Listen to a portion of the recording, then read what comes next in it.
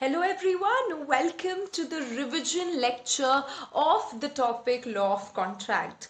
Ma'am आज हम क्या पूरा का पूरा सिलेबस जितना अभी तक किया है सब रिवाइज करने वाले हैं क्या? बिल्कुल, जितना हमने अभी तक हमारे सारे डेमो लेक्चर्स में मिलके लॉ ऑफ कॉन्ट्रैक्ट के बारे में सीखा था, समझा था, वो सारी की सारे टॉपिक सब का सब हम आज के लेक्चर में फुल ऑन रिवाइज करने वाले हैं। मैम रिविजन का मतलब क्या है? रिवीजन का मतलब यहाँ पे ये है कि जो हमने पहले पढ़ा उसके फ्लैशबैक में जाने वाले हैं और उन टॉपिक्स को फिर से दिमाग में लाने वाले हैं। रिवीजन से क्या फायदा होगा ये मैंने आपको पहले के एक लेक्चर में भी बताया था। रिवीजन से ये फायदा होता है, रिवीजन से ये फायदा होता है कि आपको जो चीज आपने पहले पढ़ी हुई है, समझी हुई है, वो चीज आपके दिमाग में फिट बैठती है, वो चीज आपके दिमाग में फिट बैठती है अगर आप उसको रिवाइज करते हो तो हमने अभी तक लॉ ऑफ कॉन्ट्रैक्ट के बारे में जितनी भी चीजें समझी थी वो सारी की सारी क्लब करके मैं आपके पास लाई हूं ये वाला एक रिवीजन लेक्चर, जो I hope and I really think कि आपको बहुत ज्यादा हेल्पफुल रहेगा और बहुत ज्यादा क्लियर कट आपको हर एक कॉन्सेप्ट फिर से समझ में आ जाएगा। So are you ready everyone? Let's start. हम लोग आज जो देखने वाले हैं वो स्टार्टिंग टू एंड मतलब जो हमने लास्ट लेक्चर में एंड किया था वहां तक हम पूरा का पूरा पार्ट फिर से करने वाले हैं एज अ रिवीजन। तो रिवीजन में क्या होता है, कई बार ना थोड़ा फास्ट होता है, ऐसा लग सकता है। तो फास्ट आई गेस कि आप लोगों को तब लगेगा अगर आपने पहले के कोई लेक्चर्स नहीं देखे हैं तो अगर अभी तक आपने पहले का एक आध लेक्चर भी मिस किया है तो प्लीज जाइए वो देख लीजिए एंड देन कम बैक, क्योंकि रिवीजन में मैं बोलती रहूंगी लेकिन साथ ही साथ आपको सोचना है। पहले क्या होता था, मैं बोलती थी, मैं समझाती थी, लेकिन अब रिवीजन लेक्चर है तो आपको क्या करना है, सोचना है मेरे साथ साथ। मैं 2-5 सेकंड का टाइम दूंगी कुछ कुछ इंपॉर्टेंट कॉन्सेप्ट्स के बाद, जहां पे आपको सोचना है कि क्या आंसर है, जहां पे आपको सोचना है कि क्या पढ़ा था। ठीक है? और यहाँ पे मैं एक और बात क्लियर कर दूं, आपका जो सिलेबस है, आपका जो पार्ट है, जो आपकी एग्जाम जिस तरीके से होगी सीएसईटी की, वो है एमसीक्यू बेस्ड। ये आपको सबको पता है, एमसीक्यू बेस्ड है।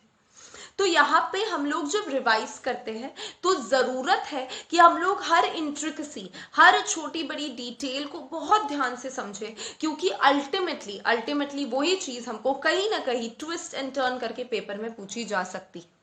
तो मैंने आपको ये भी बोला था कि इस रिवीजन के बेसिस पे मैं आपसे एक टेस्ट भी लेने वाली हूँ, कैसे लेने वाली हूँ, क्या करने वाली हूँ, वो सारी चीजें आपको लेक्चर के एंड में पता चल जाएगी। लेकिन टेस्ट में जो आने वाला है, टेस्ट में जो इस चीज के रिलेटेड क्वेश्चंस पूछे जाने वाले हैं वो पहले रिवाइज कर लेते हैं। Let's start. हम पढ़ रहे थे लॉ ऑफ कॉन्ट्रैक्ट के बारे में। Law of contract, law of contract जो एक्चुअली है Indian contract act, Indian contract act.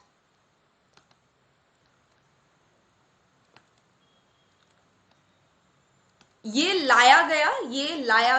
लागू किया गया 1 सितंबर 1872 को। ये लागू किया गया 1 सितंबर 1872 को। ये जो एक्ट था जैसे कि आप देख सकते हैं 1947 के पहले का था। मतलब ये जो एक्ट था ये एक्चुअली ब्रिटिशर्स ने लाया था, ब्रिटिशर्स जब हम पे राज करते थे उस टाइम पे ये एक्ट आया हुआ है। और ये कहीं ना कहीं जो ब्रिटेन में लॉ ऑफ कॉन्ट्रैक्ट है, ब्रिटेन में जिस तरीके से कॉन्ट्रैक्ट्स फंक्शन करते हैं उसका कहीं ना कहीं एक तरीके से बोल सकते हैं कि हम लोग बहुत ज्यादा रेफरेंस लिया गया है, क्योंकि उन्होंने ही दोनों लॉज बनाए हैं। डेफिनेटली हमने बाद में इसमें चेंजेस किए। फॉर एग्जांपल इसमें एक सेल्स ऑफ गुड्स रिलेटेड एक पूरा पार्ट था, वो हमने एक अलग रख दिया, अलग से एक उसका लॉ बना दिया, तो वो सारी प्रोविजंस इस एक्ट से हट गई। वैसे ही negotiable instruments, bills of exchange, promissory notes वगैरह वगैरह, ये सारी चीजों के रिलेटेड भी बहुत सारी प्रोविजंस इस एक्ट में दी गई थी। तो हमने क्या किया, उसको पूरा निकाल दिया, अलग एक्ट बना दिया, और वो जो प्रोविजंस है वो अब इस एक्ट का पार्ट नहीं है। तो हमें यहाँ पे जो पढ़ना है, यहाँ पे जो चीजें पढ़नी है, उसके रिलेटेड हमने कुछ बेसिक टर्म्स और उनकी डिटेल्स हमारे पिछले लेक्चर्स में देखी थी, और वो सारी चीजें हम फिर से आज फ्लैशबैक में जाके देखने वाले हैं। 1872 में ये एक्ट लाया गया 1 सितंबर। इसमें बहुत सारी चीजें इन्वॉल्व थी। क्या चीजें इन्वॉल्व है इसमें? 4 पार्ट्स हमने देखे थे, 4 पार्ट्स इसमें इन्वॉल्व है। क्या 4 पार्ट्स इन्वॉल्व है? सबसे पहला इसमें है जनरल प्रिंसिपल्स। जनरल प्रिंसिपल्स, क्या चीज के रिलेटेड जनरल प्रिंसिपल्स है यहाँ पे? जनरल प्रिंसिपल्स है कि कॉन्ट्रैक्ट कैसे बनना चाहिए, क्या होना चाहिए कॉन्ट्रैक्ट के रिलेटेड, कॉन्ट्रैक्ट को बनाने के रिलेटेड और उसको एनफोर्सेबल बनाने के रिलेटेड हर डिटेल यहाँ पे दी गई है। ये है इसका एक पार्ट। सेकेंडली, जो कैसे एक अग्रीमेंट होना चाहिए, कैसे एक ऑफर होना चाहिए, कैसे वो करेक्ट रहेगा, उसके रिलेटेड डिटेल्स है agreement and offer related details हमें इस कॉन्ट्रैक्ट एक्ट में दी गई है, इंडियन कॉन्ट्रैक्ट एक्ट में। उसके बाद हमें डिटेल्स दी गई है अलग अलग टाइप्स ऑफ कॉन्ट्रैक्ट्स के बारे में, अलग अलग टाइप्स ऑफ कॉन्ट्रैक्ट्स के बारे में। For example indemnity related contract, pledge related contract, वो सारी चीजों की डिटेल्स हमें इस कॉन्ट्रैक्ट में दी गई है। एंड फोर्थली एंड लास्टली, अगर कोई कॉन्ट्रैक्ट तोड़ देता है, मतलब ब्रीच ऑफ कॉन्ट्रैक्ट रिलेटेड भी डिटेल्स हमें यहाँ पे दी गई है। तो ये 4 डिटेल्स हमारे पास अवेलेबल है। इंडियन कॉन्ट्रैक्ट एक्ट जो है, इंडियन कॉन्ट्रैक्ट एक्ट जो है वो one of the most important acts माना जाता है कमर्शियल फॉर्म में, मर्केंटाइल फॉर्म में। ये हर एक को अफेक्ट करता है, ट्रेड हो, कॉमर्स हो, इंडस्ट्री हो, हर एक को स्पेसिफिकली अप्लाई करता है ये जो इंडियन कॉन्ट्रैक्ट एक्ट है वो। हमें यहाँ पे, जैसे कि मैंने आपको बोला कि यहाँ पे हर चीज इन्वॉल्व नहीं है। सेल ऑफ गुड्स रिलेटेड अलग एक्ट है, पार्टनरशिप रिलेटेड अलग एक्ट है, नेगोशिएबल इंस्ट्रूमेंट्स रिलेटेड अलग एक्ट है। तो यहाँ पे बेसिकली पूरा का पूरा डिटेल्स नहीं दी हुई हर एक चीज के बारे में। So this is not exhaustive. ऐसा नहीं है कि इतना ही है, इतने ही रूल्स है, ऐसा नहीं है, लेकिन सारे जनरल रूल्स इसमें इंक्लूडेड है और स्पेसिफिक चीजों के बारे में अलग अलग एक्ट्स बने हुए हैं, जैसे कि मैंने आपको अभी स्टार्टिंग में बताया। और यहाँ पे हमें जो पढ़ना है, इस पूरे एक्ट को 2 स्पेसिफिक पार्ट्स में डिवाइड किया गया है। इसके अलावा की जो प्रोविजंस है वो कुछ कुछ है यहाँ पे, और बाकी सब अलग एक्ट्स बन चुके हैं एज आई टोल्ड यू। तो हमें कौन सा पार्ट स्पेसिफिकली पढ़ना है? हमें पढ़ना है 1 to 75 सेक्शन नंबर 1 to 75, जिसमें है सारे जनरल प्रिंसिपल्स, ऑफर हो, एक्सेप्टेंस हो, कंसिडरेशन हो, हर एक चीज की डिटेल्स जो हर एक कॉन्ट्रैक्ट को ऑलमोस्ट अप्लाई करेगी, ये डिटेल्स 1 to 75 में है। उसके बाद जो स्पेशल कॉन्ट्रैक्ट्स है, प्लेज के रिलेटेड, इंडेमनिटी के रिलेटेड, जिसके बारे में अभी तक हमने कोई बात नहीं करी, आगे जाके करने वाले हैं, वो सारी की सारी चीजें हमें दी गई है सेक्शन नंबर 124 to 238 में। तो ये है मेनली ब्रॉड 2 पार्ट्स हमारे पूरे के पूरे इंडियन कॉन्ट्रैक्ट एक्ट के।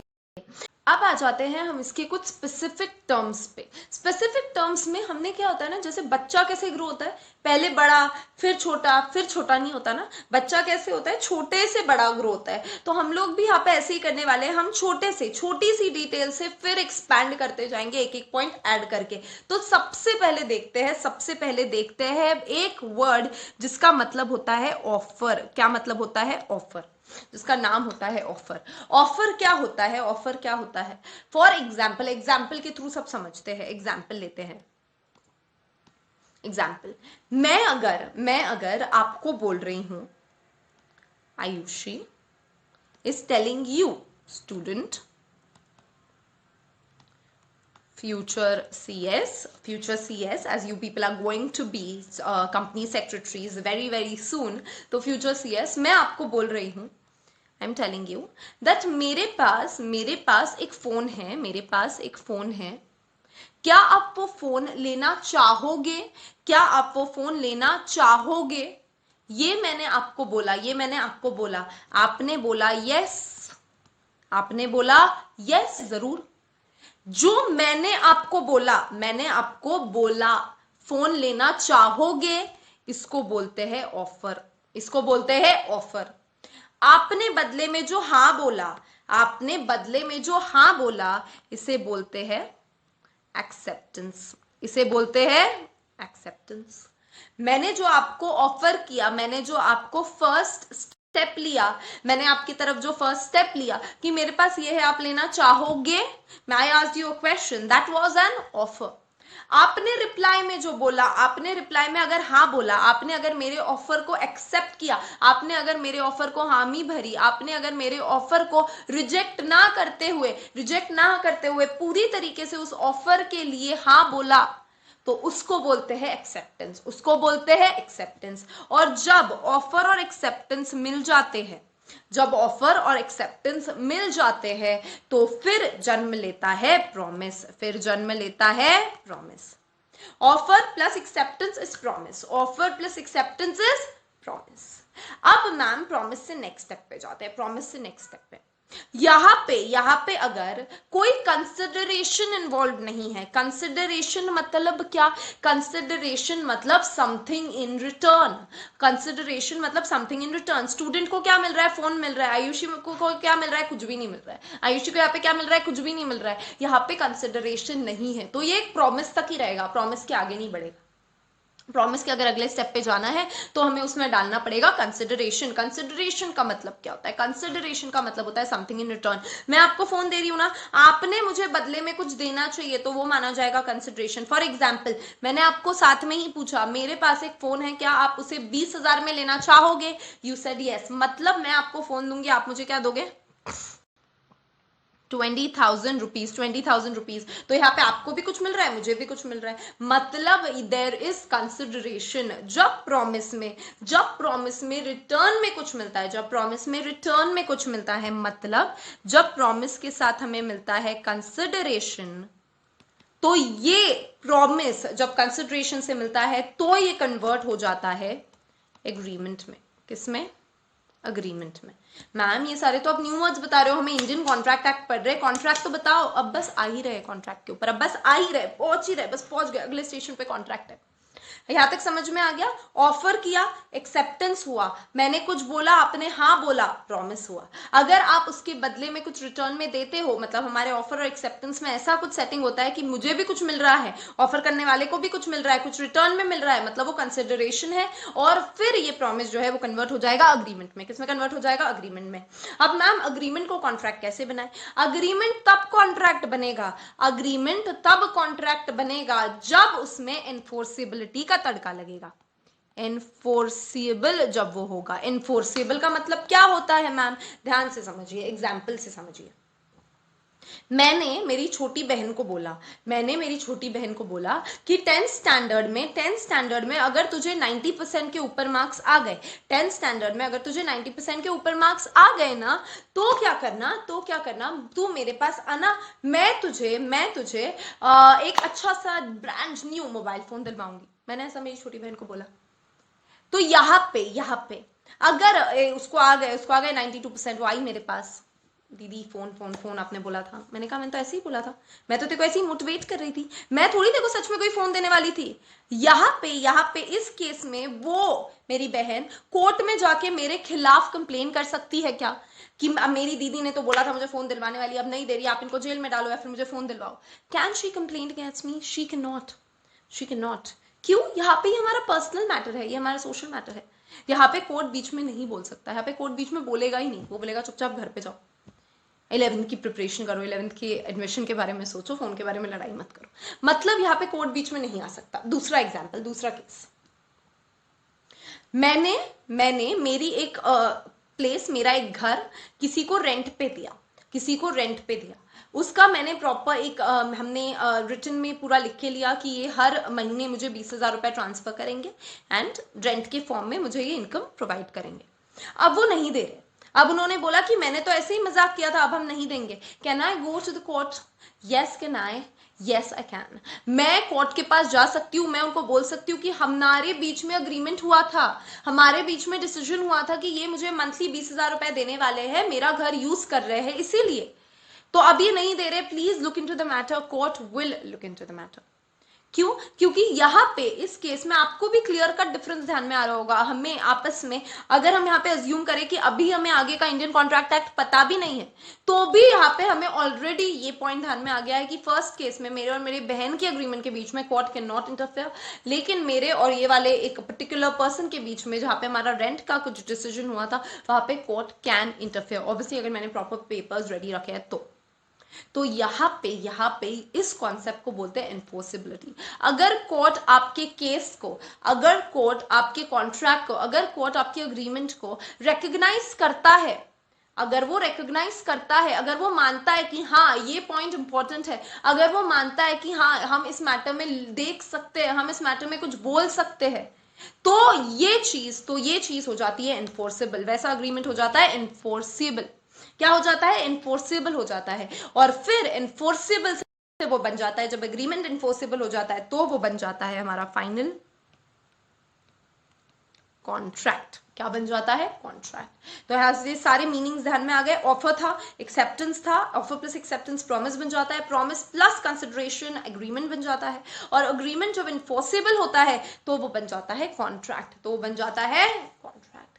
क्लियर हो गया? यहाँ तक आगे बढ़ सकते हैं अब हम लोग, बिल्कुल रेडी। अब हम आगे इन सब की डिटेल्ड इंट्रिकेसीज देखने वाले हैं, सो गेट रेडी।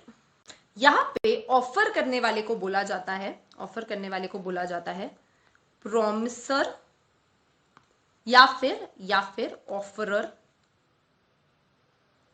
एंड एक्सेप्टेंस देने वाले को बोला जाता है प्रॉमिसी या फिर ऑफरी, प्रॉमिसी या फिर ऑफरी। मैम यहाँ पे एक बहुत इंपॉर्टेंट टर्म अभी हमें सीखना है, ध्यान दीजिए। ये वाला सेम एग्जाम्पल लेते हैं। यहाँ पे आयुषी को क्या मिल रहा है? मुझे क्या मिल रहा है? यहाँ पे व्हाट इज माई राइट, मेरा हक क्या है? मेरा हक ये है कि मैं आपसे 20,000 रुपए लू, टेक 20,000, ये टेक 20,000। यहाँ पे आपका हक क्या है? स्टूडेंट, आपकी राइट क्या है? आपकी राइट ये है कि आप मुझसे फोन ले सकते हैं, जो फोन डिसाइड हुआ था आप मुझसे वो फोन ले सकते हैं। कैन आई से कि मेरा ऑब्लिगेशन मतलब मुझे क्या करना है, what I have to do is give you the phone, and what you have to do is, what your obligation is, it is to give 20,000. Can we clearly see, जो मेरी राइट है वो आपका ऑब्लिगेशन है, जो आपकी right है वो मेरा ऑब्लिगेशन है। इसका मतलब क्या हुआ? Rights and obligations are interconnected, they are correlated. एक पर्सन की राइट, एक पार्टी की राइट सामने वाले का ऑब्लिगेशन होती है, एंड वाइस वर्सा। ये है हमारा बहुत इंपॉर्टेंट कॉन्सेप्ट। अब आ जाते हैं ऑब्लिगेशन पे। ऑब्लिगेशन क्या होता है? राइट तो हमें पता है, हक। ऑब्लिगेशन क्या होता है? आपको क्या करना है legally, lawfully, as per the contract, जो भी आपका अग्रीमेंट, जो भी कॉन्ट्रैक्ट बना, उसके हिसाब से आपकी ड्यूटी क्या है, आपको क्या करना है, इसको बोलते हैं ऑब्लिगेशन, इसको बोलते हैं ऑब्लिगेशन।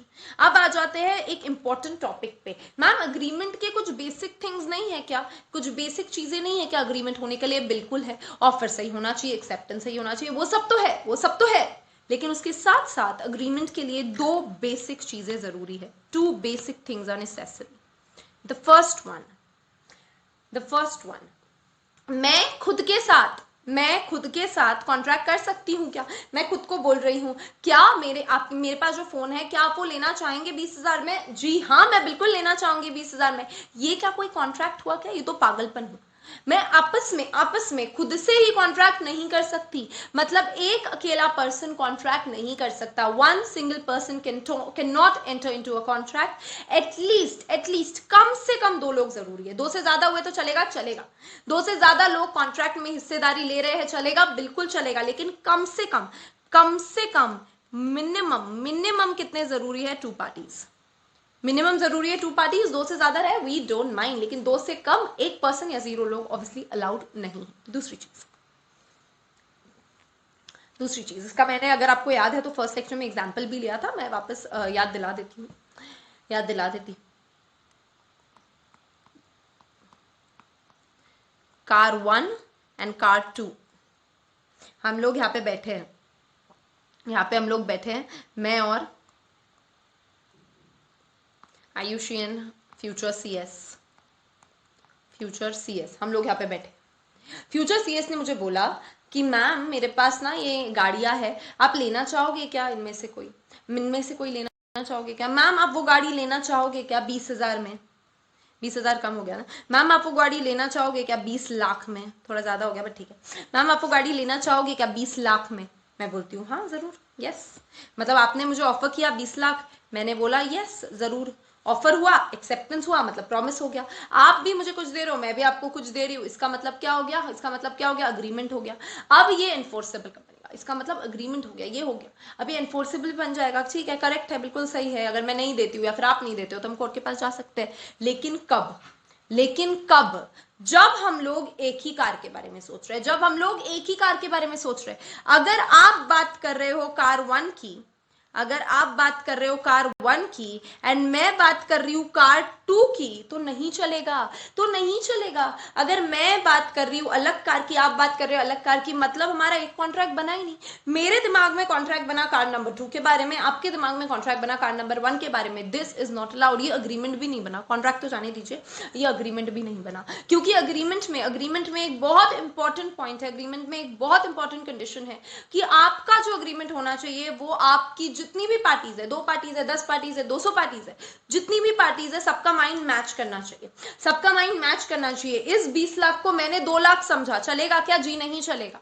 इस 20 लाख को मैंने 2 लाख समझा, मन में नहीं चलेगा। आपने 20 लाख बोला, मेरे दिमाग में 20 लाख रहना चाहिए। आपने कार 1 बोला, मेरे दिमाग में भी कार 1 ही होना चाहिए। ये बहुत इंपॉर्टेंट है। मतलब यहाँ पे जितनी भी पार्टीज है उनके माइंड्स क्या होने चाहिए? मैच करने चाहिए। उनके माइंड्स क्या होने चाहिए?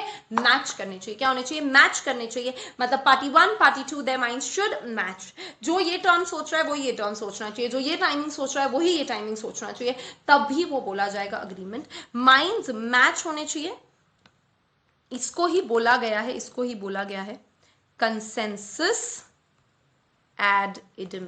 कंसेंसस एड इडम मतलब माइंड्स मैच होने चाहिए। क्लियर हो गया? यहां तक आगे बढ़ते हैं। अगर जैसे मैंने अभी आपको एग्जांपल दिया, मैंने मेरी बहन के साथ कॉन्ट्रैक्ट किया, मैंने मेरी बहन को बोला फोन दूंगी, कोर्ट बीच में नहीं आएगा, वो हमारा पर्सनल मैटर है, कोर्ट बीच में नहीं आएगा। ऐसे ही आपने आपके नेबर के साथ ऐसे ही बातचीत में बोला कि मैं ना शाम को वॉक पे जाने का सोच रही, तुम भी चलोगी? हाँ चलेंगे। ओके, दोनों ने हाँ बोला। मैं मूवी जाने का सोच रही, तुम भी चलोगी? चलेंगे। हाँ, दोनों ने हाँ बोला। दोनों ने डिनर के लिए, दोनों ने मूवी के लिए, दोनों ने ऐसे ही घूमने फिरने के लिए, कुछ भी चीज के लिए ऐसे ही जनरल हाँ बोला एक दूसरे को। लेकिन एक पर्सन ने उसको डिच कर दिया, दूसरी पर्सन अपने बॉयफ्रेंड के साथ चली गई, वो आई ही नहीं। यहाँ पे जो फर्स्ट पर्सन थी वो उस पर केस कर सकती है क्या? जी नहीं, जी नहीं। क्यों? क्योंकि यहाँ पे इस केस में वो आपका सोशल मैटर है, वो आपका सोशल मैटर है। सोशल मैटर में कोर्ट इंटरफेयर नहीं करेगी।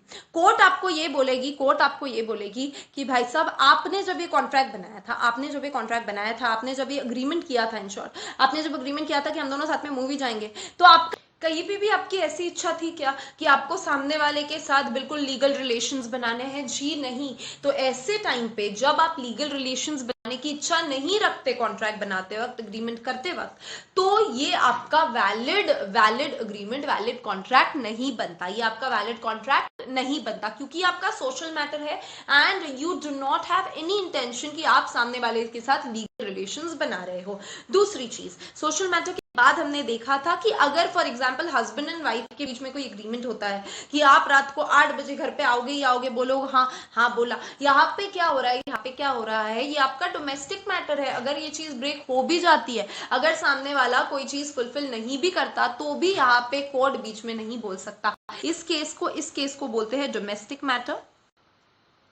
मैटर। और ये चीज जो है इसके लिए मैंने आपको एक केस स्टडी बताई थी, बैल्फोर वर्सेस बैल्फोर की, जहां पे मैंने आपको बताया था कि हस्बैंड एंड वाइफ के बीच में एक अग्रीमेंट होता है, हस्बैंड वो तोड़ देता है for some reasons and wife court के पास जाती है, तो कोर्ट बोलता है कि हस्बैंड को पूरी राइट है वो कॉन्ट्रैक्ट तोड़ने की, हम यहाँ पे बीच में नहीं बोल सकते, ये कोई प्रॉपर वैलिड कॉन्ट्रैक्ट नहीं है, क्योंकि ये आपका डोमेस्टिक मैटर है। तो इससे क्या पता चला? कॉन्ट्रैक्ट होने के लिए लीगल रिलेशन बनाने का इंटेंशन होना चाहिए, लीगल रिलेशन बनाने का इंटेंशन होना चाहिए। ये वाला पॉइंट याद रखिए, ये वाला सेम पॉइंट हमें आगे 2 मिनट बाद देखना है। 2 मिनट के लिए एक अलग टॉपिक मैं आपको बता रही हूँ कि अभी हमने देखा कि यहाँ पे 2 पार्टीज चाहिए, प्रॉपर कंसेंसस एड इडम होना चाहिए, सब करेक्ट है। इसके साथ साथ ये बात आपको बहुत क्लियरली समझ में आ गई होगी कि अग्रीमेंट बड़ा होके, आगे बढ़ के, एनफोर्सेबल बन के क्या बन जाता है? कॉन्ट्रैक्ट। हर अग्रीमेंट कॉन्ट्रैक्ट बनता है, इसकी गारंटी है क्या? जी नहीं। अगर कोई अग्रीमेंट एनफोर्सेबल नहीं है, वो आपके सोशल मैटर है, वो आपका डोमेस्टिक मैटर है, आपके माइंड मैच नहीं करे, अगर कोई अग्रीमेंट कॉन्ट्रैक्ट नहीं बन सकता, इसका मतलब क्या हुआ? All all agreements will become contract, इसकी कोई गारंटी नहीं है। All agreements will become contract, इसकी कोई गारंटी नहीं है। लेकिन all contracts will become agreement first, इसकी गारंटी है, इसकी जरूरत है। अग्रीमेंट जो है वो कॉन्ट्रैक्ट का जन्मदाता है, कॉन्ट्रैक्ट का जन्मदाता है। अगर कॉन्ट्रैक्ट बनाना है तो पहले अग्रीमेंट बनाना कंपलसरी है, तो कॉन्ट्रैक्ट बनने से पहले अग्रीमेंट बनाना कंपलसरी है।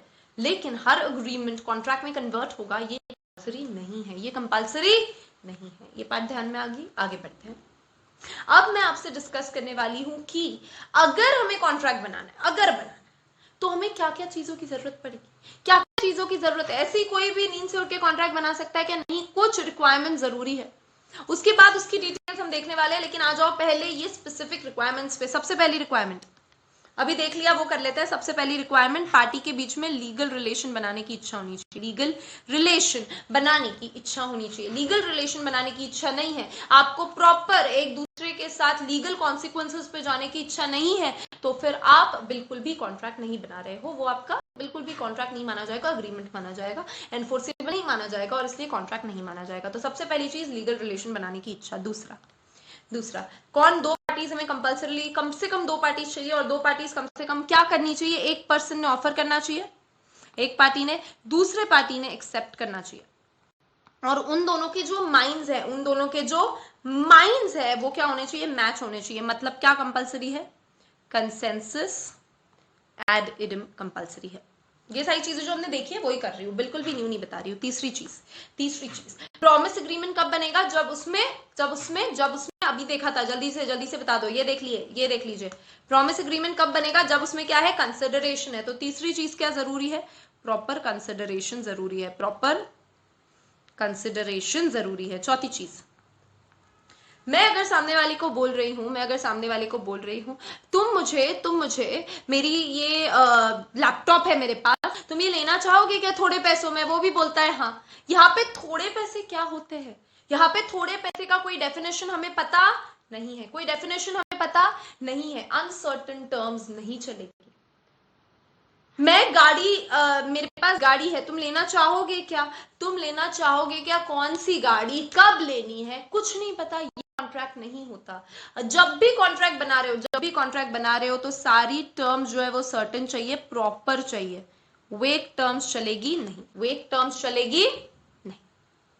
नेक्स्ट, मैं अगर सामने वाले को बोलती हूँ मैं तुम्हारे लिए चांद तारे तोड़ के लाऊंगी, तुम क्या मुझे 1 लाख रुपए दोगे उसके लिए? हाँ, तुम भी हाँ बोलते हो, ये कॉन्ट्रैक्ट नहीं है। तुम्हारे पास अक्ल है कि चांद तारे तोड़ के लाना पॉसिबल नहीं है, तो यहाँ पे ये कॉन्ट्रैक्ट नहीं है। क्यों? क्योंकि जो चीज यहाँ पे प्रॉमिस करी गई है वो परफॉर्म करना ही पॉसिबल नहीं है। तो अगर कोई चीज परफॉर्म करना पॉसिबल नहीं है, इम्पॉसिबल टू परफॉर्म है, तो वो चीज कॉन्ट्रैक्ट नहीं बनती। इम्पॉसिबल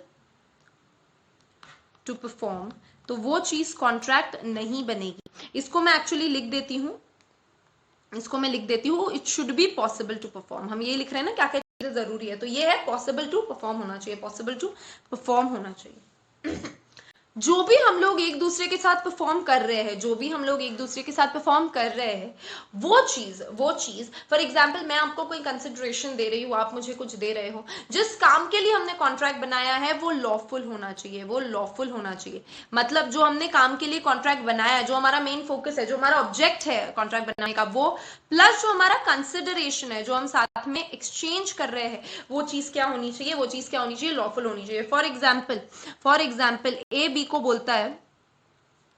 बोलता है कि मैं क्या प्लीज तू मेरे लिए किसी को किडनैप कर लेगा, मैं तुझे 10,000 रुपए दूंगा।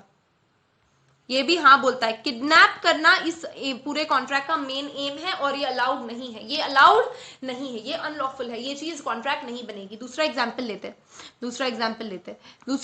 में ए बी को बोलता है कि मैं तुझे लैपटॉप दूंगा, वो बोलेगा नो प्रॉब्लम, लैपटॉप दे दो, नो प्रॉब्लम। एक तो अलाउड है, कंसिडरेशन अलाउड है। उसके बदले में बी बोलता है उसके बदले में कि मैं तुझे ड्रग्स दूंगा।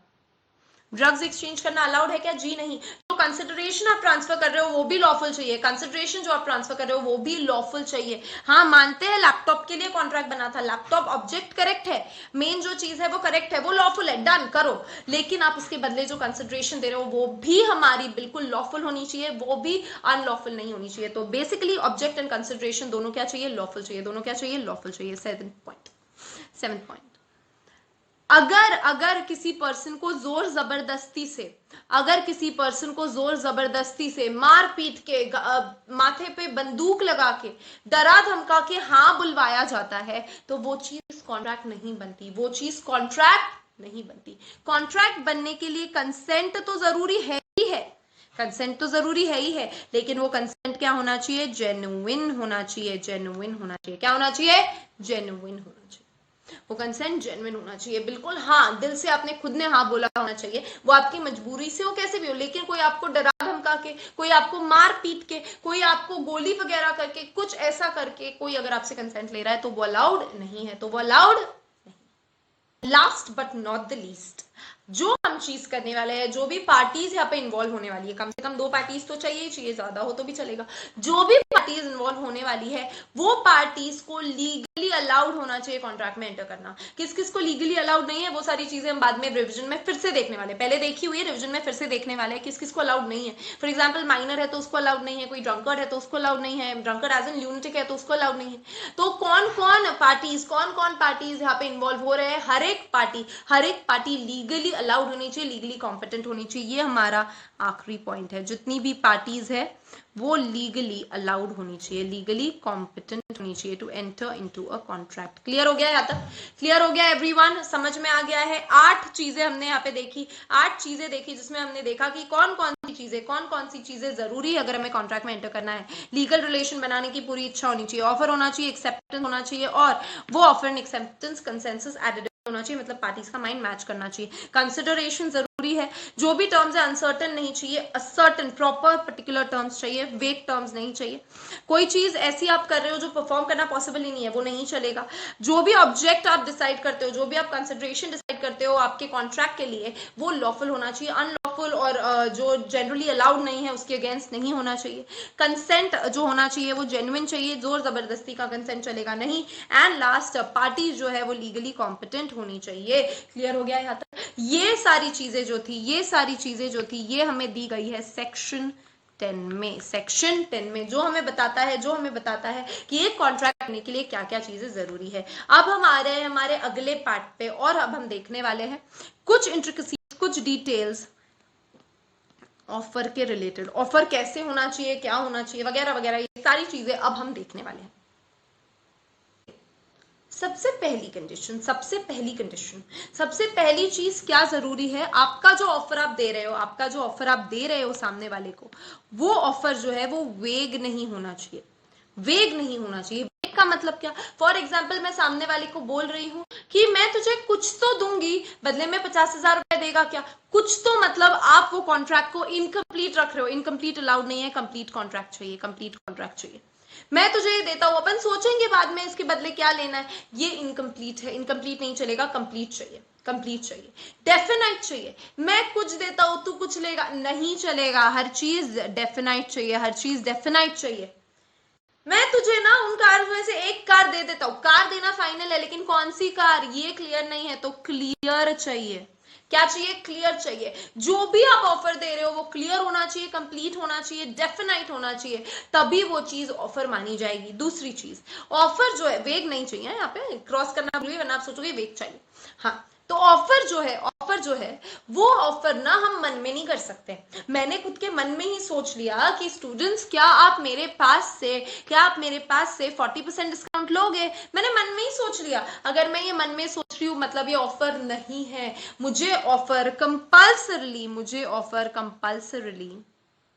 कम्युनिकेट करना पड़ेगा, मुझे ऑफर कंपल्सरली कम्युनिकेट करना पड़ेगा।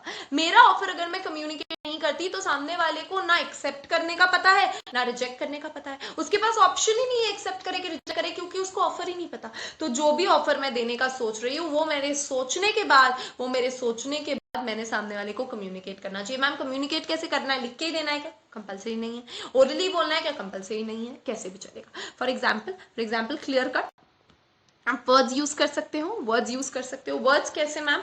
वर्ड्स आप ओरली भी बोल सकते हो, बिना लिखे भी कॉन्ट्रैक्ट का ऑफर हो सकता है, और रिटन फॉर्म में भी कॉन्ट्रैक्ट का ऑफर हो सकता है। मैम वर्ड्स के अलावा क्या ऑप्शन है? वर्ड्स के अलावा ऑप्शन है कैसे आप बिहेव कर रहे हो, कैसे आपका कंडक्ट है।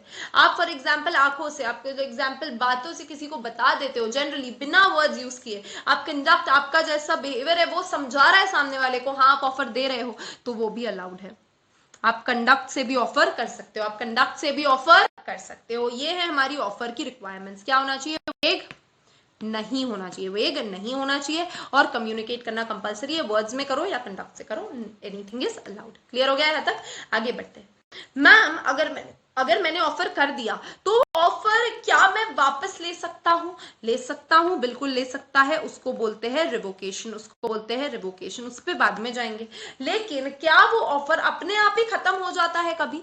क्या उस ऑफर का भी कोई टाइम लिमिट होता है? क्या वो अपने आप खत्म हो जाता है? बिल्कुल होता है, बिल्कुल होता है। कब कंप्लीट होगा? ध्यान दीजिए, कब कंप्लीट होगा? ध्यान दीजिए। सबसे पहला उसको बोलते क्या है? सबसे पहले उसको बोलते हैं लैप्स। क्या बोलते हैं? लैप्स होना। ऑफर लैप्स होना मतलब ऑफर चला गया, ऑफर चला गया। कब ऑफर चला जाएगा? ध्यान दीजिए, कब ऑफर चला जाएगा। सबसे पहला आपको ऑफर देते वक्त मैंने उसमें मेंशन किया था क्लियरली टाइम लिमिट एक्सेप्टेंस का। मैंने बोला था बहुत क्लियरली कि मैं आपको ऑफर दे रही हूँ, मुझे 10 दिन के अंदर एक्सेप्टेंस के बारे में बता देना, वरना मत बताना। मतलब वरना ऑफर चला जाएगा। मैंने बहुत क्लियरली आपको टाइम लिमिट बताई थी, मेंशन, इट वाज मेंशन। और आप उस टाइम लिमिट के तक मुझे एक्सेप्टेंस नहीं दे रहे हो तो वो ऑफर लैप्स हो जाएगा। उस टाइम लिमिट तक आप ऑप्शन नहीं दे रहे हो, आप एक्सेप्टेंस नहीं दे रहे हो, तो वो ऑफर लैप्स हो जाएगा। अगर मैंने मेंशन नहीं भी की, नॉट मेंशन, मैंने मेंशन नहीं करी, मैंने टाइम लिमिट बताई नहीं कितने टाइम में मुझे आपने मुझे एक्सेप्टेंस देना है, तो आपने आपका दिमाग लगाना है और सोचना है कि हमें कब तक एक्सेप्टेंस देना चाहिए। वो रीजनेबल टाइम आपने सोचना है।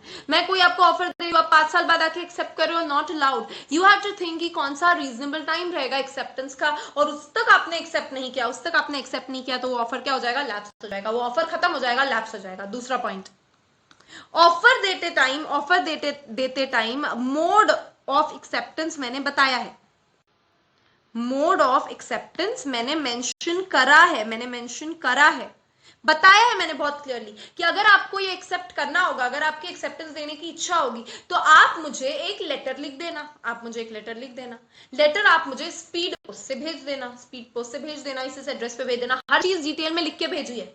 आपने एक्सेप्टेंस दिया तो सही, लेकिन आपने कॉल करके दिया। आपने एक्सेप्टेंस दिया तो सही, लेकिन व्हाट्सएप पे किया। आपने एक्सेप्टेंस दिया तो सही, लेकिन टेलीग्राम पे दिया। नहीं चलेगा। चलेगा क्या? जी नहीं चलेगा। तो ऑफर लैप्स हो जाएगा, आपने अगर किसी और मोड से एक्सेप्टेंस दिया तो। दूसरा पॉइंट, अगर आपने वो मेंशन ही नहीं किया, मैम मैंने मेंशन ही नहीं किया था ऑफर में, तो सामने वाला कब तक देगा? Not mention. अगर आपने मेंशन नहीं किया तो उसने सोचना चाहिए कि कौन सा रीजनेबल पॉइंट होगा, उसने सोचना चाहिए कौन सा रीजनेबल कम्युनिकेशन हो। अगर आपको फॉर एग्जाम्पल ईमेल के फॉर्म में ऑफर आया है, तो आपने दिमाग लगाना चाहिए कि आपको ईमेल के फॉर्म में ही फिर से रिप्लाई करना है। ये दिमाग आपने लगाना चाहिए अगर कुछ क्लियरली मेंशन नहीं है तो। मतलब आपने खुद ने दिमाग लगाना है कि कौन सा अप्रोप्रिएट मोड रहेगा एक्सेप्टेंस का। अगर आप उस अप्रोप्रिएट मोड में नहीं करते तो वो ऑफर लैप्स हो जाएगा। तीसरा पॉइंट, मैंने ऑफर ऐसा दिया था कि आपने कोई कंडीशन फुलफिल करी तो आप एक्सेप्टर बनते हो, तो आप प्रोमिसी बनते हो। फॉर एग्जाम्पल मैंने बोला था, मैंने एक पोस्टर लगाया था कि मेरा डॉग गुम हो गया है, जो भी मेरे पास मेरा डॉग लेके आएगा वो 5,000 रुपए मुझसे ले सकता है। आप मेरे पास मेरा डॉग लाए ही नहीं, आपने वो कंडीशन फुलफिल करी ही नहीं, तो आप मेरा ऑफर जो है वो लैप्स हो जाएगा। आप मेरा ऑफर एक्सेप्ट नहीं कर सकते, आपके लिए मेरा वो ऑफर लैप्स हो जाएगा। एग्जाम्पल, मैंने एक और पोस्टर लगाया, जो भी बच्चों को 85% के ऊपर आते हैं वो प्लीज आइए और क्लास का जो है वो पेनड्राइव फ्री में लेके जाइए। क्लास का पेनड्राइव फ्री में लेके जाइए। अगर ऐसा मैंने प्रॉपर एडवर्टाइज किया था, प्रॉपर मैंने ऐसी चीज बनाई थी, तो फिर अगर आपको 85% से कम आ जाते, आपको आ जाते 80%, तो आपके लिए ऑफर लैप्स हो गया, क्योंकि आपने कंडीशन फुलफिल नहीं करी। मैंने आपको ऑफर दिया, शाम को ऑफर दिया, मानते हैं हम, राजू ने शाम को ऑफर दिया कि मैं ना तेरे पैसे, कि मैं ना तेरे पैसे 10, तू मुझे उन उस स्कीम के लिए 5 करोड़ रुपए देगा क्या? श्याम बोलता है 5 करोड़ तो मेरे पास नहीं है, 50 लाख चलेंगे क्या? मैं 50 लाख देता हूं, चलेगा क्या? यहां पे क्या हुआ ध्यान से देखिए, यहां पे क्या हुआ ध्यान से देखिए। राजू ने जो ऑफर दिया था, श्याम ने वो ऑफर को थोड़ा चेंज करने की कोशिश करी, थोड़ा तोड़ कर मरोड़ कर पेश करने की कोशिश करी। यहां पे जो ओरिजिनल ऑफर राजू ने किया था वो हो जाएगा लैप्स, वो हो जाएगा लैप्स, और शाम का ये जो है ये बन जाएगा न्यू ऑफर। श्याम बन जाएगा ऑफर, राजू बन जाएगा ऑफरी। आया समझ में? अगर आप ओरिजिनल ऑफर में कुछ तोड़ मरोड़ के अगर एक्सेप्टेंस देने की कोशिश करते हो तो ओरिजिनल ऑफर जो है वो हो जाता है लैप्स। ओरिजिनल ऑफर क्या हो जाता है? लैप्स हो जाता है। क्या हो जाता है? लैप्स हो जाता है। ऑफर करने वाला या ऑफर एक्सेप्ट करने वाला, ऑफर करने वाला है, ऑफर एक्सेप्ट करने वाला, एक्सेप्टेंस के पहले ही उसकी डेथ हो जाती है। ऑफरर या ऑफरी की एक्सेप्टेंस के पहले ही डेथ हो जाती है तो वो ऑफर लैप्स हो जाएगा, लैप्स हो जाएगा। किसकी डेथ हो गई है? ऑफरर या फिर ऑफरी की अगर डेथ हो जाती है, ऑफरर या फिर ऑफरी की अगर डेथ हो जाती है तो वो ऑफर क्या हो जाएगा? लैप्स हो जाएगा। वो ऑफर क्या हो जाएगा? लैप्स हो जाएगा, खत्म हो जाएगा। और आखिरी और one of the most simplest form, अगर ऑफरी सामने से ही खुद मना कर देता है, ऑफरी सामने से ही बोल देता है जी नहीं, मुझे नहीं एक्सेप्ट करना है, नो, अगर आप क्लियर कट रिफ्यूजल देते हो, क्लियर कट रिफ्यूजल देते हो तो भी आपका ओरिजिनल ऑफर लैप्स हो जाता है। लैप्स के प्रोविजंस ध्यान में आ गए? बहुत क्लियरली, बहुत सिंपल से क्विकली देख लेते हैं। सबसे पहला, अगर आपको ऑफर में टाइम लिमिट स्पेसिफाई किया था, आप दिए हुए टाइम लिमिट के अंदर नहीं देते तो कैंसिल हो जाता है। आप अगर दिए हुए टाइम लिमिट के अंदर नहीं एक्सेप्टेंस करते तो कैंसिल हो जाता है। और अगर मेंशन नहीं भी किया है तो आप रीजनेबल टाइम के अंदर एक्सेप्टेंस नहीं देते तो फिर कैंसिल हो जाता है। मोड आपने बहुत क्लियरली बोला हुआ है ऑफरर ने कि इस मोड से एक्सेप्टेंस दो, आप नहीं देते कैंसिल हो जाता है। अगर मेंशन नहीं भी किया फिर भी आप कोई प्रॉपर मोड से नहीं देते, कोई अफलातून अपना ही मोड निकाल के उससे एक्सेप्टेंस देते हो तो कैंसिल हो जाएगा। आप अगर कंडीशन फुलफिल नहीं करते, आप अगर कंडीशन फुलफिल नहीं करते जो क्लियरली बोला गया था ऑफरर के द्वारा कि ऑफर तभी एक्सेप्ट कर पाओगे जब आप कंडीशन फुलफिल करोगे, अगर आप कंडीशन फुलफिल नहीं करते तो वो लैप्स हो जाएगा। अगर आप काउंटर ऑफर करते हो, न्यू ऑफर करते हो तो एक न्यू ऑफर बन जाएगा, ओरिजिनल ऑफर खत्म हो जाएगा, लैप्स हो जाएगा।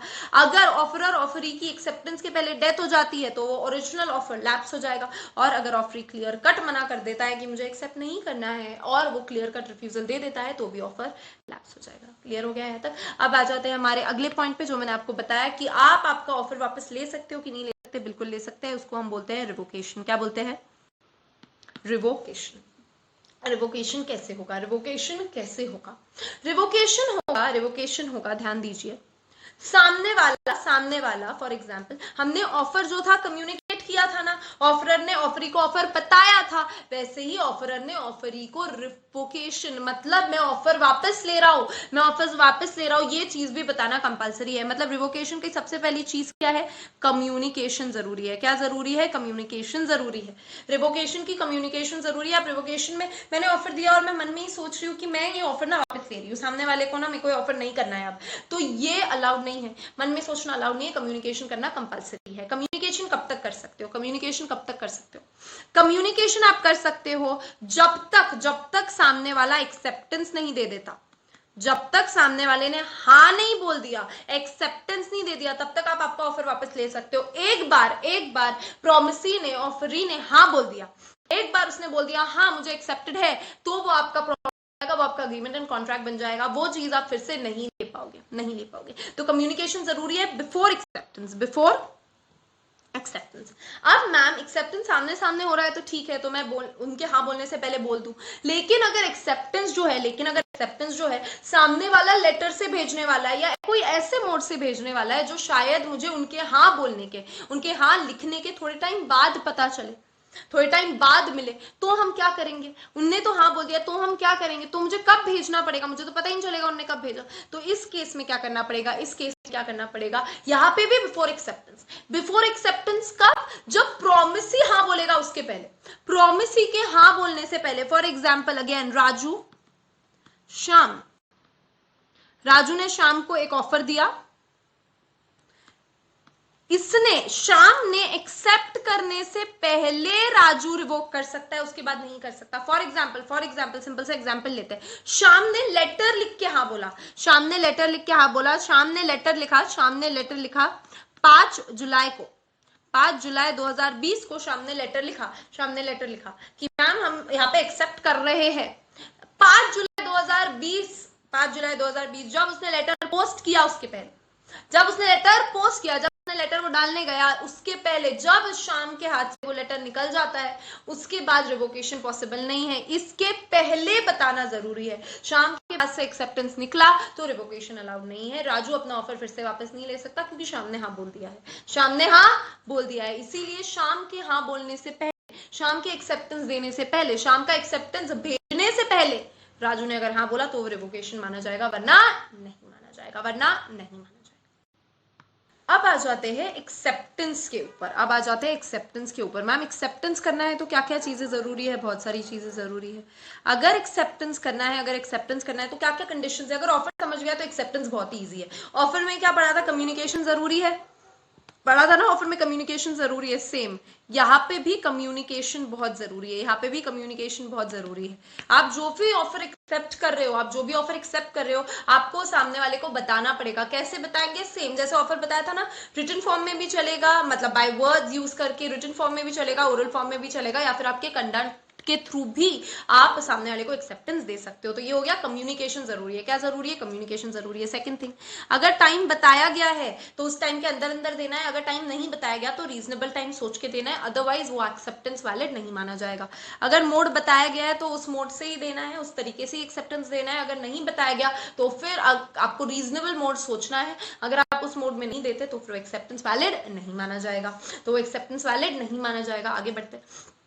अगर सामने वाले ने आपको ऑफर किया है, आप अगर साइलेंस दिखाते हो, आप अगर चुप रहते हो उस चीज पे, तो वो एक्सेप्टेंस नहीं माना जाएगा। कम्युनिकेशन हुआ, अगर आप बोलते हो तो ही माना जाएगा। अगर आप साइलेंस देते हो, बिल्कुल आप कंडक्ट से भी शो नहीं कर रहे एक्सेप्टेंस, तो वो आपका एक्सेप्टेंस नहीं माना जाएगा। जो ऑफर दिया गया है, आप exactly same to same offer accept करना चाहिए, same to same offer acceptance मिलना चाहिए उसके लिए। अगर आप कुछ ना कुछ तोड़ मरोड़ के कुछ ना कुछ टर्म्स चेंज करके अगर आप एक्सेप्ट करने की कोशिश करते हो, तो जो ऑफर है वो लैप्स हो जाएगा।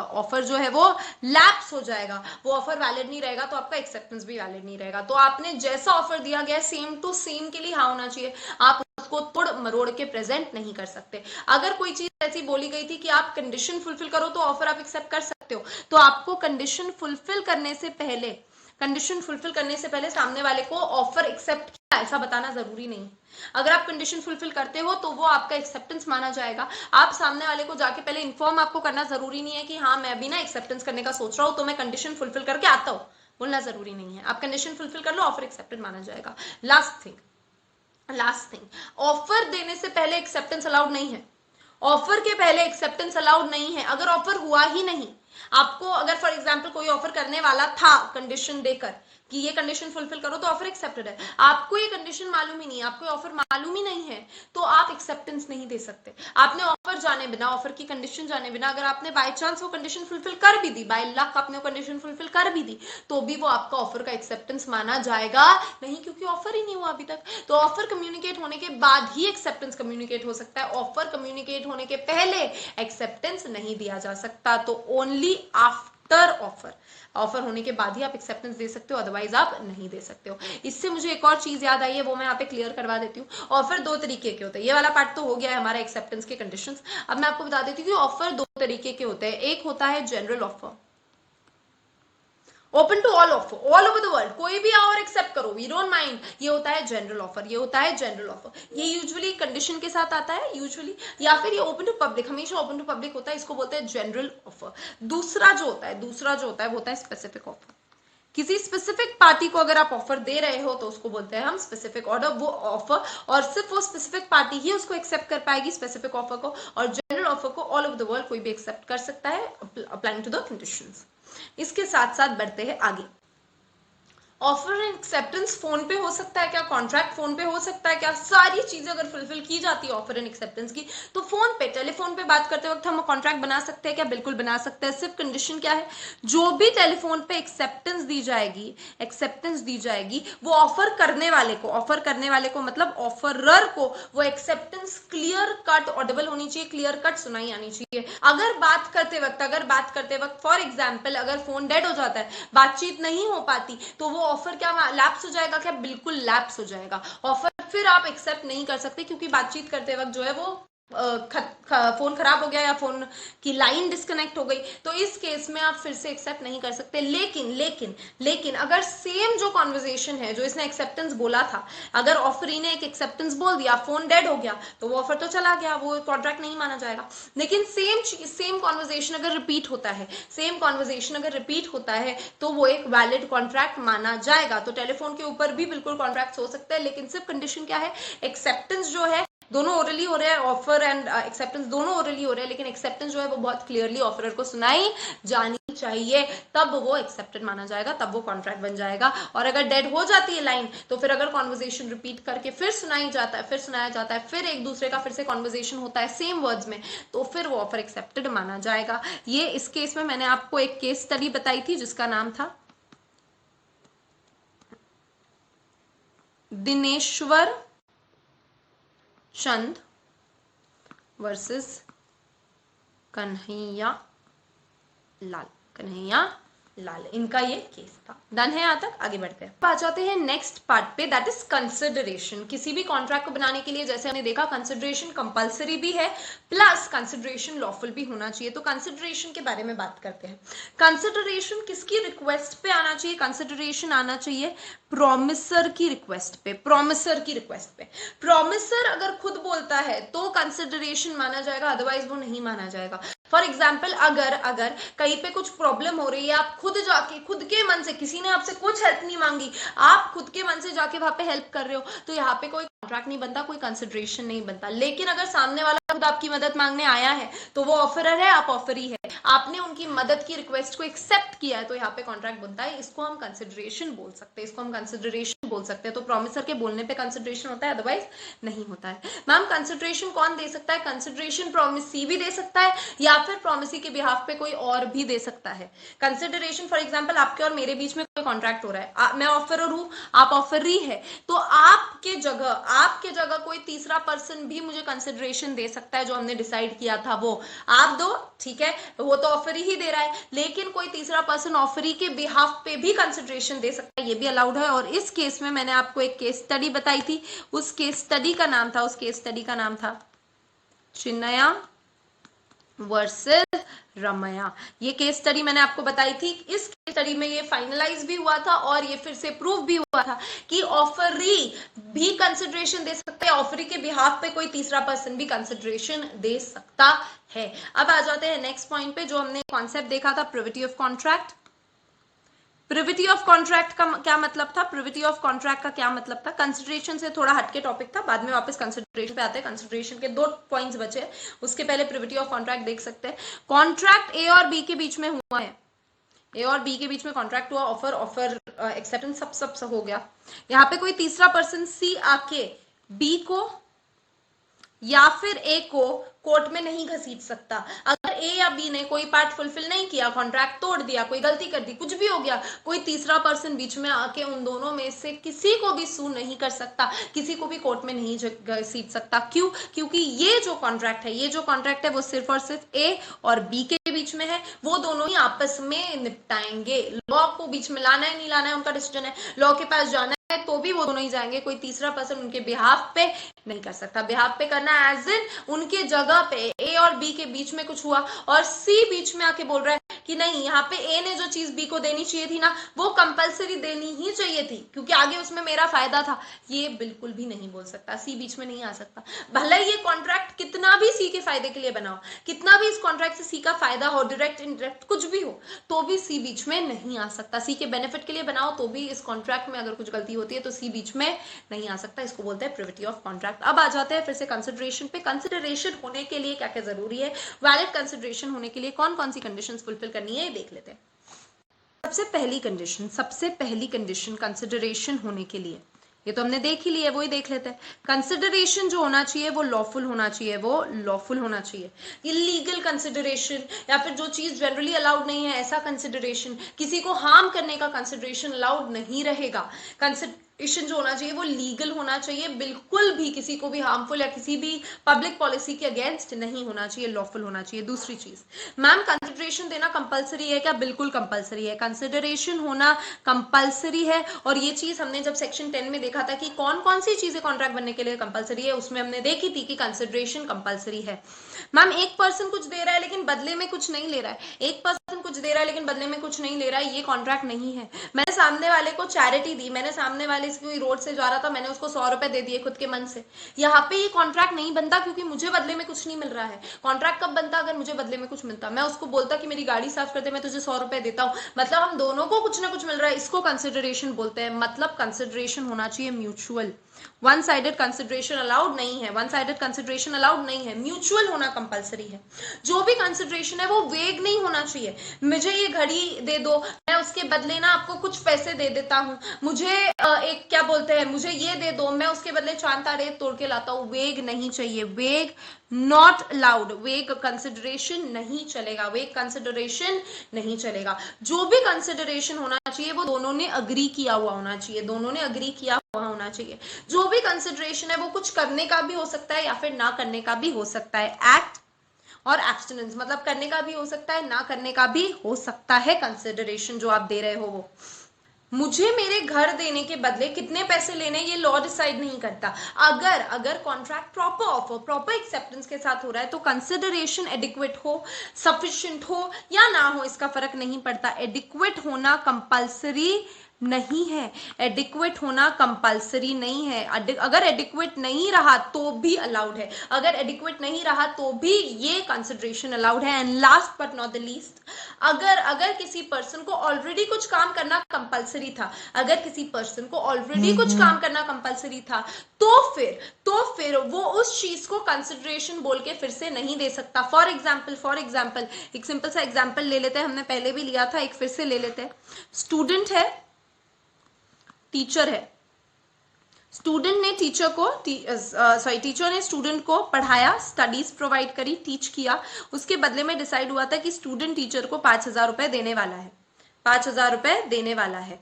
यहाँ पे ये एक इनका कॉन्ट्रैक्ट हो गया था, अलग से उन्होंने फिर से एक और कॉन्ट्रैक्ट करना डिसाइड किया।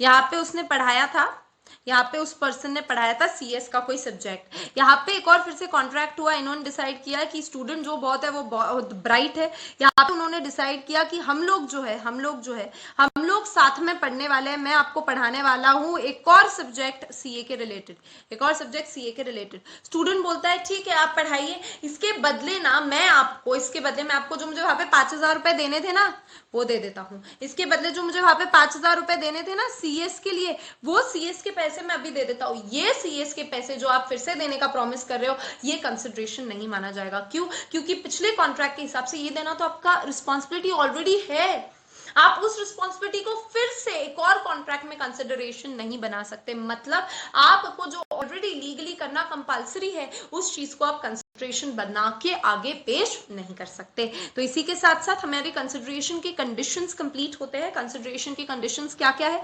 सबसे पहला कंडीशन लॉफुल होना चाहिए, कंसिडरेशन क्या होना चाहिए? कंसिडरेशन लॉफुल होना चाहिए। जो भी आप कंसिडरेशन दे रहे हो आपको कंसिडरेशन एक्सचेंज करना कंपलसरी है। आपका कंसिडरेशन दो साइडेड म्यूचुअल होना चाहिए। कंसिडरेशन वेग, इनडेफिनाइट, कभी भी कंसिडरेशन देंगे ऐसा नहीं होता है, प्रॉपर टाइमिंग डिसाइड होना चाहिए, वेग नहीं होना चाहिए। कंसिडरेशन कुछ करने या कुछ ना करने का भी हो सकता है। कंसिडरेशन एडिक्वेट होना कंपलसरी नहीं है, अगर जेन्युइन कंसेंट है तो एडिक्वेट होना कंपलसरी नहीं है। और जो आपको ऑलरेडी करना था उस चीज के रिलेटेड आप फिर बोल के आप आगे नहीं ढकेल सकते। अब आ जाते हैं आज के रिवीजन के लास्ट पॉइंट पे, आज के रिवीजन के लास्ट पॉइंट पे, दैट इज कौन सी ऐसी केसेस है जहां पे कंसिडरेशन जरूरी नहीं है, जहां पे कंसिडरेशन जरूरी नहीं है, कौन सी ऐसी केसेस है जहां पे कंसिडरेशन जरूरी नहीं है। एग्जाम्पल, अगर आप out of love and affection कोई कॉन्ट्रैक्ट बनाते हो, आप कोई नियर रिलेशन में हो, आप आउट ऑफ लव कोई कॉन्ट्रैक्ट बनाते हो, आप बहुत क्लोज रिलेशन में हो, बहुत क्लोज रिलेशन में हो, ये जो कॉन्ट्रैक्ट आपने बनाया है out of love and affection, उसको आप राइटिंग में बनाते हो प्लस उसको रजिस्टर करते हो, तो ऐसे टाइप कॉन्ट्रैक्ट के लिए कंसिडरेशन होना कंपल्सरी नहीं है, कंसिडरेशन होना कंपल्सरी नहीं है। दूसरी चीज, अगर कोई पर्सन ऐसा कोई डेट, ऐसा कोई उधार पे करने के लिए रेडी हो जाता है जो लिमिटेशन के हिसाब से, लॉ ऑफ लिमिटेशन के हिसाब से बाहर हो गया है, अब वो डेट सामने वाला मांग नहीं सकता है, फिर भी अगर मैं वो डेट मांग नहीं सकती, फिर भी आप खुद से रिटन में, खुद से राइटिंग में बोल रहे हो कि मैं वो पे करूंगा, मैं वो पे करूंगा, तो आपको वो न्यू कॉन्ट्रैक्ट मिल जाता है, आपको पे करना पड़ेगा। ये राइटिंग में वो पर्टिकुलर पर्सन या फिर उसका एजेंट भी देता है तो भी चलेगा, पर्सन या फिर उसका एजेंट भी देता है तो भी चलेगा। तीसरी चीज, मैंने अगर खुद से वॉलंटरली किसी के लिए कुछ किया था, मैंने अगर प्रॉमिसर के लिए वॉलेंटरली कुछ किया था, मैंने प्रॉमिसर की उसके बिना बोले जान बचा ली, मैंने प्रॉमिसर की उसके बिना कुछ कहे उसकी हेल्प कर दी, तो फिर अगर यहाँ पे वो मुझसे कुछ प्रॉमिस करता है, तो मुझे अब बदले में कुछ देने की जरूरत नहीं है। मैंने वॉलेंटरली उसकी कुछ हेल्प कर दी थी, अब वो मुझे प्रॉमिस कर रहा है कि मैं आपको ये दूंगा, तो मुझे यहाँ पे कंसिडरेशन देने की जरूरत नहीं है, वॉलंटरली मैंने कुछ किया प्रॉमिसर के लिए, तो अब वो मुझे कुछ दे रहा है तो मुझे कंसिडरेशन देने की जरूरत नहीं है। या फिर मैंने प्रॉमिसर का कुछ ऐसा काम कर दिया जो एक्चुअली लीगली प्रॉमिसर ने करना चाहिए था, प्रॉमिसर की कोई मैंने क्या बोलते बेल करवा दी, प्रॉमिसर को कुछ मैंने क्या बोलते उसका कोई डेट भर दिया, प्रॉमिसर को जो काम लीगली करना चाहिए था वो मैंने कर दिया प्रॉमिसर के ऊपर, तो अब मुझे उसको एक्स्ट्रा कंसिडरेशन देने की जरूरत नहीं है, वो मुझे उसके बदले में पैसे या फिर जो भी हमारे बीच में डिसाइड हुआ वो देगा, मेरी तरफ से कंसिडरेशन की कोई भी जरूरत नहीं है। सेकेंड लास्ट पॉइंट, एजेंसी बनाने के लिए कंसिडरेशन की जरूरत नहीं है। मैं अगर किसी को कोई एजेंसी का कोई हम लोग कॉन्ट्रैक्ट करते हैं, उसके लिए कंसिडरेशन होना कंपलसरी नहीं है। एजेंसी की डिटेल्स हम आगे देखने वाले, अभी तक नहीं डिस्कस करिए। एजेंसी, प्लेज, बेलमेंट, ये सारी चीजें हमने डिस्कस नहीं करी है। अगर एजेंसी के रिलेटेड कॉन्ट्रैक्ट होता है तो कंसिडरेशन जरूरी नहीं है। एंड लास्ट चीज, अगर कोई किसी को गिफ्ट देता है तो कंसिडरेशन जरूरी नहीं है। गिफ्ट दिया है, वन साइडेड अलाउड है, कंसिडरेशन बदले में कुछ लेना जरूरी नहीं है। गिफ्ट मैम मैं किसी क्लियर कट रिलेशन वाले को ही दे सकती हूँ क्या? जी नहीं। मैं किसी अनजान आदमी को दे दूं, मैं कोई क्लोज रिलेशन में ना हो उसको दे दूं, मैं किसी को भी गिफ्ट दे रही हूँ, अगर वो मेरे क्लोज का भी, हमारे बीच में प्यार भी नहीं है तो भी, हमारे बीच में कोई लव एंड अफेक्शन भी नहीं है तो भी मैं उसको गिफ्ट दे रही हूँ, तो भी वो अलाउड है, तो भी उस केस में कंसिडरेशन नहीं लगेगा। तो ये चीजें थी 5 चीजें जिसमें कंसिडरेशन होना कंपलसरी नहीं है। अब इसी के साथ साथ हमारा आज का रिवीजन का ये लेक्चर कंप्लीट होता है। आज हमने बेसिकली सारे जो बेसिक वर्ड्स थे, कंसिडरेशन हो गया, ऑफर हो गया, एक्सेप्टेंस हो गया, प्रॉमिस, एग्रीमेंट, ये सारे बेसिक वर्ड्स का डिटेल्ड स्टडी किया। हमने देखा कि कैसे कोई चीजों की कंडीशंस होती है, कैसे कोई ऑफर वापस ले सकता है, कैसे कोई ऑफर लैप्स हो जाता है, एक्सेप्टेंस की कंडीशंस, कंसिडरेशन की कंडीशंस, ऑफर की कंडीशंस, हर चीज हमने देखी। हमने देखा प्रिविटी ऑफ कॉन्ट्रैक्ट, हमने देखा राइट्स एंड ऑब्लिगेशंस। हमने इस लेक्चर में बेसिकली हमने पहले जितना भी किया था वो सारी चीजों को कंपाइल करके साथ में लाके एक फ्लैशबैक में हम गए, जिससे हमें जो हमने पहले पढ़ा वो दिमाग में फिट हो चुका है, और अब हम उसके ऊपर क्वेश्चंस आंसर करने के लिए कंप्लीटली रेडी है। तो अब मैं आ जाती हूँ आपको बताने के लिए कि हम लोग क्विज जो मैंने आपको प्रॉमिस की थी वो कैसे लेने वाले हैं। तो एक टेलीग्राम चैनल की डिटेल्स आपके डिस्क्रिप्शन बॉक्स में है, इस वीडियो के डिस्क्रिप्शन बॉक्स में आपको डिटेल्स मिल जाएगी, वो लिंक मिल जाएगी जिससे कि आप वो टेलीग्राम चैनल ज्वाइन कर सकते हैं। आपको वो टेलीग्राम चैनल ज्वाइन करना है, उसके ऊपर मैं आपको कुछ दिनों में एक क्विज प्रेजेंट करने वाली हूँ, वो क्विज आपको आंसर करनी है और हमें फिर से रीसेंड करनी है। और जो भी वो क्विज में हाई स्कोर करता है, सबसे पहले तो आपको सेटिस्फैक्शन मिलेगा कि आपको सारी चीजें आती है, आपको हर चीज समझी है, उस बात का आपको सेटिस्फैक्शन बहुत मिलेगा। और उसके साथ साथ वो बच्चों की फोटोग्राफ्स मेरे इंस्टाग्राम चैनल पे पब्लिश होगी। तो अब आप लोग रेडी हो जाइए इस क्विज के लिए, जो हम लोग बहुत जल्द लाने वाले हैं। तो जो टेलीग्राम चैनल की आपको लिंक भेजी गई है, लिंक दी गई है डिस्क्रिप्शन बॉक्स में, वो प्लीज फटाफट ज्वाइन कर लीजिए और जैसे ही क्विज आएगा फटाफट आंसर कर दीजिएगा। All the very best. I hope आपको सारी चीजें समझी होगी, सारी चीजें समझ के हमें आगे बढ़ना है। ये मोटो मैंने आपको स्टार्टिंग में ही बताया था, एकदम फर्स्ट लेक्चर में बोला था कि हमारा मेन मोटिव है अंडरस्टैंडिंग। और इसी के साथ साथ मैं आपको ये भी बता दूं, ये जो हमारा लेक्चर था, आज का रिवीजन लेक्चर था, ये हमारा डेमो लेक्चर्स का आखिरी लेक्चर था। आपको इसके बारे में, आपको इस सब्जेक्ट के बारे में, आपको ओवरऑल सीएस के कोर्स के बारे में, ओवरऑल सीएस ईईटी के कोचिंग के बारे में कुछ भी डाउट्स हो तो आप एसपीसी टीम से, बाकी टीचर्स से एंड ऑफ कोर्स मुझसे कभी भी कांटेक्ट कर सकते हैं। आप टेलीग्राम के थ्रू कांटेक्ट कर सकते हैं, आप इंस्टाग्राम के थ्रू कांटेक्ट कर सकते हैं, आप आपकी कांटेक्ट डिटेल्स कमेंट सेक्शन में डाल सकते हैं और हमारी टीम आपको जल्द ही कांटेक्ट करेगी। हम बहुत जल्द आने वाले हैं सीएसईटी के फुल कोर्स के साथ, जिससे आपको ये पूरा का पूरा जो आपकी जर्नी है सीएसईटी की, सीएस की, वो बहुत ही आसान, बहुत ही एंजॉयबल एंड बहुत ही फ्रूटफुल लगने लगेगी। तो इसी के साथ मैं आपसे अलविदा लेती हूँ आज के लिए, जब मैं आपका लीगल एप्टीट्यूड का लास्ट लेक्चर एंड कर रही हूँ। मैं बहुत जल्द आपके legal aptitude and logical reasoning, इस सब्जेक्ट का जो सेकंड पार्ट है लॉजिकल रीजनिंग, उसके डेमो लेक्चर्स आपके सामने बहुत जल्द पेश हो जाएंगे, जिससे आप उसको भी समझ सके, एंजॉय कर सके और सारे के सारे कॉन्सेप्ट्स बहुत इजीली समझ सके। So thank you so much everyone, have a great day ahead, have a great week ahead and I will see you soon on the quiz. मैं आपके क्विज के आंसर्स का बहुत वेट कर रही हूँ, ताकि हम आप सबको ध्यान में आए और मुझे भी समझ में आए कि आपको कितनी चीजें समझी है और कितनी नहीं समझी। आई होप आपको सब कुछ समझा है। तो इसी के साथ मैं आपसे अलविदा लेती हूँ। Thank you so much, have a great time ahead, I will see you soon, bye bye.